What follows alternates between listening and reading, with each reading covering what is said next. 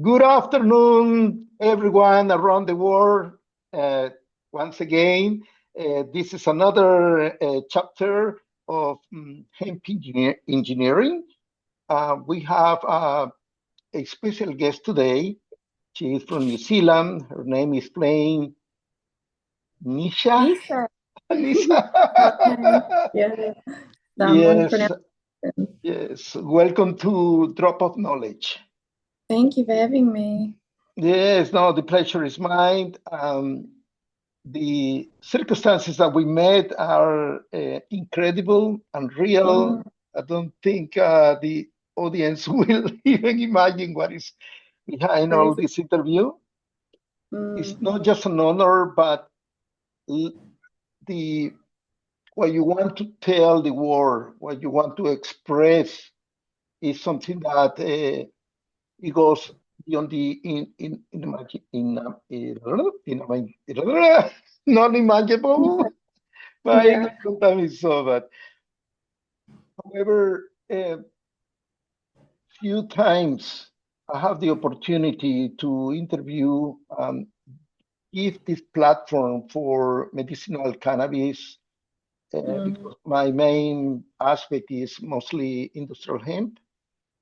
However, Flame, this is your platform. I want you to express and tell the world what you have been living through. And mm, the yes, and but more important, how did you learn about cannabis, medicinal cannabis?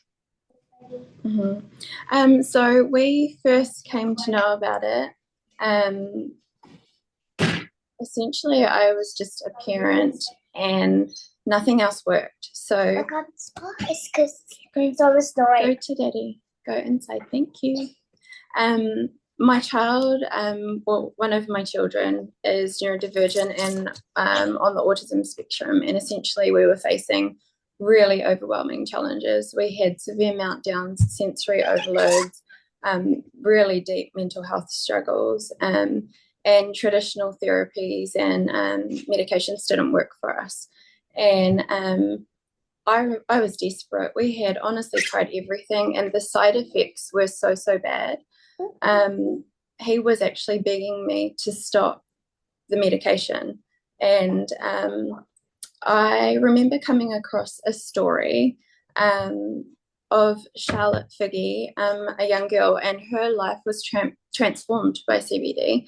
Her parents, her mother actually voted against cannabis usage Yeah. before epilepsy entered their lives. And the result from them utilizing that for her seizures were phenomenal. And I wondered if it could help my child. And so we didn't take the decision lightly. We actually worked alongside Dr. Graham Galbranson, and he's one of New Zealand's most respected medicinal cannabis specialists. And he's also the first doctor in the country to prescribe CBD.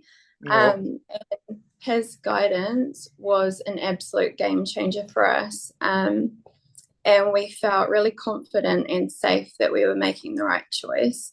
I think the sad part for us was the psychiatrists that we had and that we were under were telling us not to utilize cannabis. And they refused to liaise with the specialists, and it was full of scaremongering. And essentially, we were discharged from their care.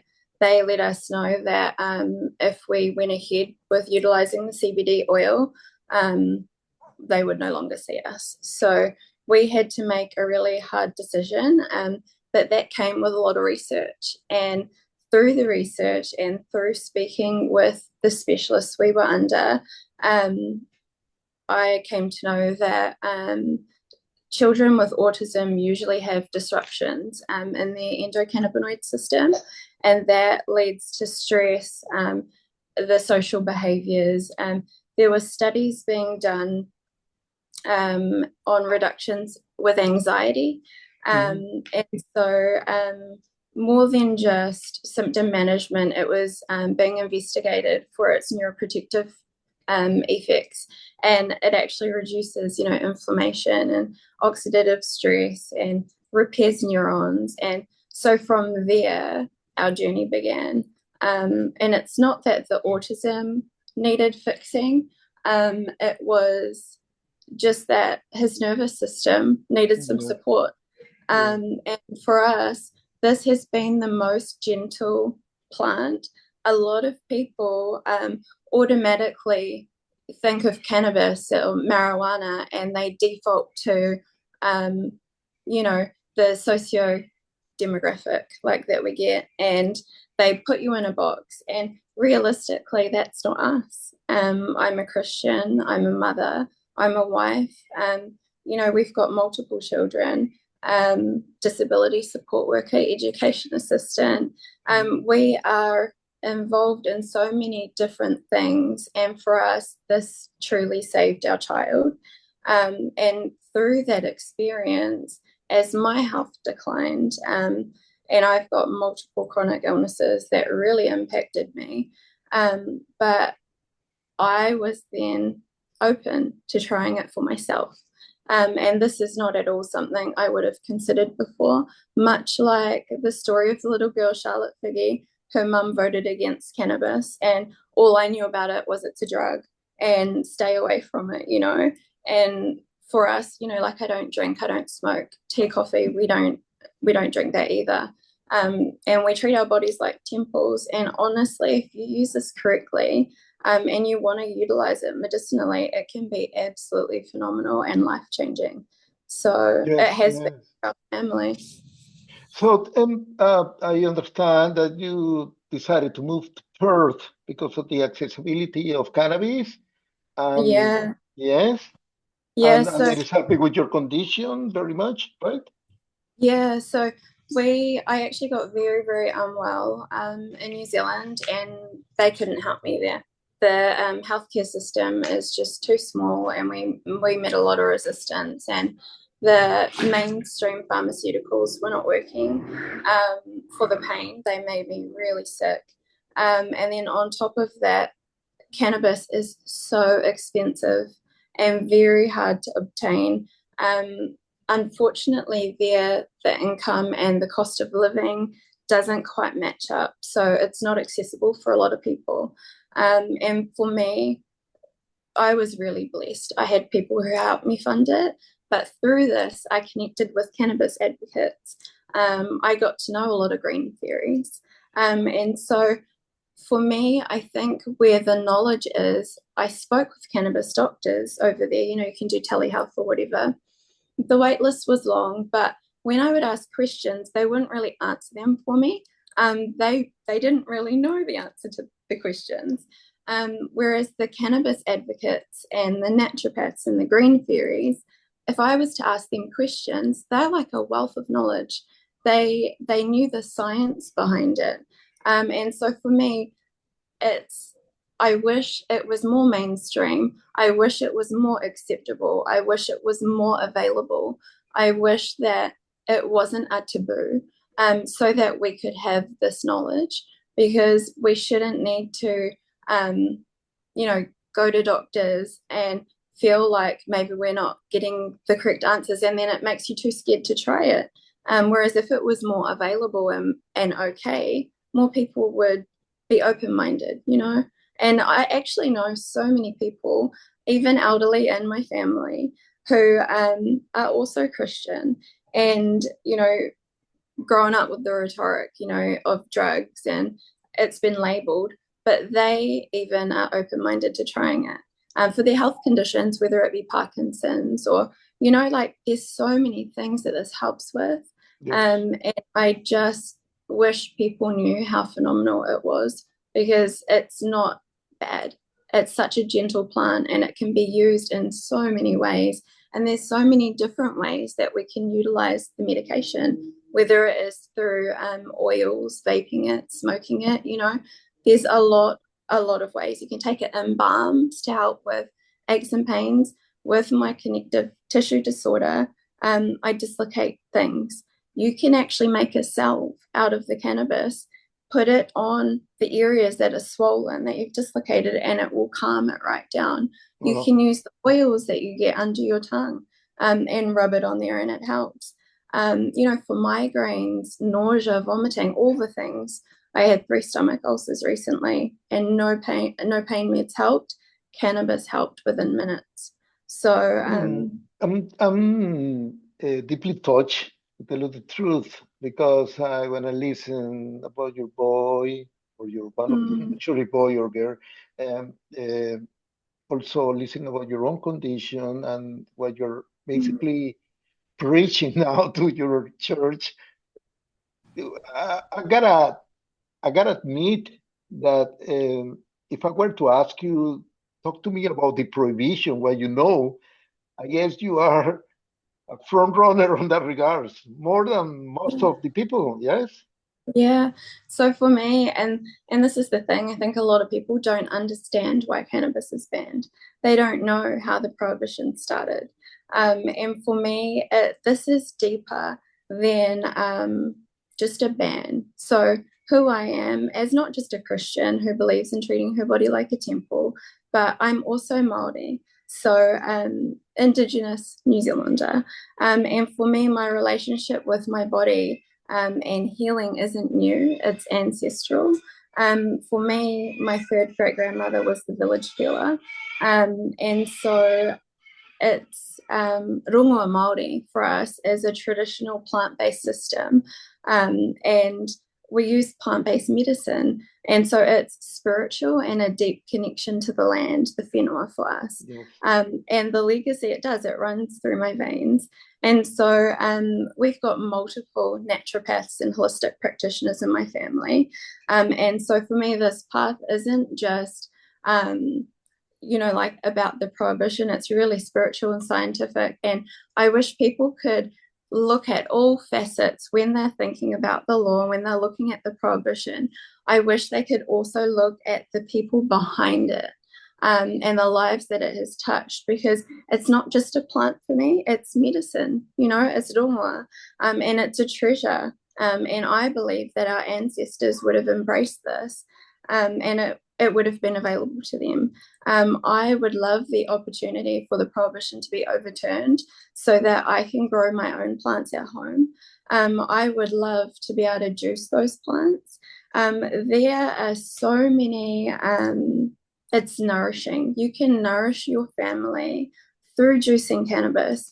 This is something I currently can't do because The provision, because the provision, and if and even though it might seem that we're more liberal than many other countries, or even in the rest of the country, in Australia itself, we get caught with cannabis and you are a criminal. You may lose your house, lose your car, lose everything. It is inconceivable. With all due respect, but I want to say something. It's like demons holding a gateway for people to get better. So government, what they really want is everybody to stay sick and keep the money in the hands of crime. Because you're gonna tell me that the government doesn't know who is the crime. With all technology, all the intelligence services, all the police, they could rather to go, behind a person such as yourself or me that are working citizen. We pay our taxes and we want this for everybody. It's discrimination, yeah. And this is for me as well, being Māori, I'm very blessed because I'm fair. So looking at me, I don't get treated like the 19-year-old males who are clearly Māori with the darker skin. If they were to be on here speaking openly about their cannabis usage, I'm not so sure that it would be taken as well as I will be taken. And for me, that's really sad. We've all got an endocannabinoid system. This plant works wonders in so many different ways. For me, I was going to the doctor, and no joke, I was walking out with bags and bags and bags of medications from the pharmacy the more medications they gave me, the more side effects they had. So I Yes. needed more medication to buffer the side effects. In the end, I walked out with 2 big brown bags full of medication. And I went home and I was just thinking, oh my goodness, I can't keep doing this. Like, how many medications can a person? I've got gastroparesis. My stomach doesn't actually digest those medications the way they should. So they're giving me these medications for pain or to help with certain things. It's not working because they're sitting in my stomach and they're not working. I turned to cannabis. I could put those drops under my tongue and they worked for me. You know, I could vape the cannabis and it brought my appetite back. It calmed my nausea, my migraines went. I've put on some weight, you know, like it's not a cure, but it certainly should be an option. And I definitely think, you know, a lot of this is greed. It is greed in pharma, because there is money behind things being controlled. But what I wish is that we could all just come together and do this with knowledge, that we could take, like you said, the restrictions off of this. Even for me, carrying my vape, I take it with me everywhere. I never know when I'm going to just end up in chronic pain with a migraine like that, vomiting, you know, I don't know. And that's really scary when I'm going out to attend, you know, a school event with my kids, or whether I want to go to church or to the shops. I don't know how I'm going to be from minute to minute. And for me, it's really important. I need to carry my bag with the prescription along with me everywhere I go. Because if I am caught with a small amount and I can't provide that prescription, I am then in trouble, because legally I shouldn't have it on me. Yep. So even for me, being able to take, you know, that small amount, that small dosage, whether it be in my vape or in the little capsules with me, without being in a big labeled bag. I don't want to be carrying stuff. I dislocate my shoulders all the time. I don't want to have to carry a bag around. So for me, that's really inconvenient. But it's something I need to do because of the restrictions that you're talking about. And yeah, just a small amount that someone may be using. I mean, maybe they're not prescribed. Maybe they are self-medicating for anxiety or, you know, whatever it may be. But you know what? I've got anxiety. I've got ADHD. I've also got autism. It works phenomenally well when your nervous system is overloaded. For insomnia, you know, like it needs to be more accessible. Yeah. And I support you 100%, and that is one of the reasons I'm supporting the legalized cannabis party. I'm running for a seat for this, because we need to change the law. The law is wrong. Doesn't matter what we do. Plain. We're about to finish our beautiful interview. I am truly moved from the bottom of my heart. What would you like to say to those people that are still swimming in the knowledge of the prohibition that we all know that it's not right? It's not right. And what would you tell to the decision makers? Imagine for a second that I win and I go to the federal parliament. What do you want me to tell them over there? I would ask that you look at not just the policies and the regulations, and don't see the plan as policy, but to see the people and their lives behind it. I want you to look into the science behind it. You know, it's got potent anti-inflammatory, neuroprotective, balancing properties. I think for me, as a person, I want to be able to move forward and return to holistic healing, blending tradition and science. You know, I want to be able to grow my own cannabis, and not out of rebellion, but to reclaim my identity and who I am. I believe that it's our right. And if we look at the ancestors in the land, and even Aboriginals, you know, they utilize plants. And it is just a part of who we are. And I think seeing the calm and the connection and the peace that this has brought my family, I hope people can look past the labels and the stigma and the taboo, and actually see this plant for the beautiful, gentle, healing plant that it is. You know, like not just for medicine, but all kinds of things. It is just amazing. And we need to open our minds and kind of bury the past. Yeah. What a great pleasure having you with us, Flame. Thank you for having me. If I were elected, I do not only make the commitment because I am in this, because I believe in this.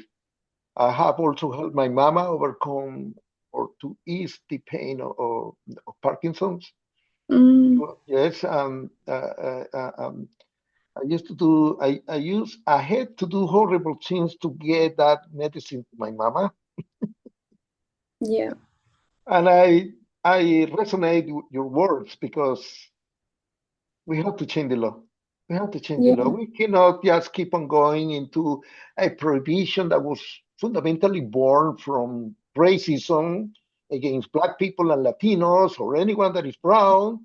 No, this is wrong. This is wrong.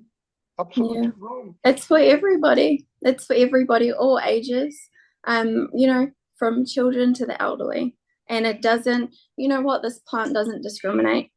It is for everybody. And I think that's what I want people to see, whether you end up with cancer in future, Parkinson's, mental health issues, you know, chronic pain, this plant can help you. And that's what I want people to see. It helps me. And it helps me a lot with pain, my anxiety, the depression. Sometimes I fall into depression. It's you never know how the mind works. But our party is full of extraordinary high-skilled professionals in all areas. We have scientists, medical practitioners, doctors. We have engineers such as myself. You name it. And they're sooner or later, they're going to have to feel the pain of the people so that we can move on. I agree with you. I want their help. I want the people to help us move from punishment to protection and from the prohibition to potential. And I think for us, that is, it's opening people's eyes. And I really hope that people feel hopeful after watching this. If they're struggling with anything and, you know, this resonates, I hope that they can go away and look into this a little bit more and maybe be a little bit more open-minded, and maybe this will help them or a loved one, you know? Yeah, that's what I want. Thank you, Flame. Thank you for your time. Thank you for your kind words, your message, and your decision to stay alive. That's the most important thing. Because while we are alive, everything can be done. Yeah, exactly. But I love what you're doing, and thank you for having me. Thank you very much. Next time. Bye.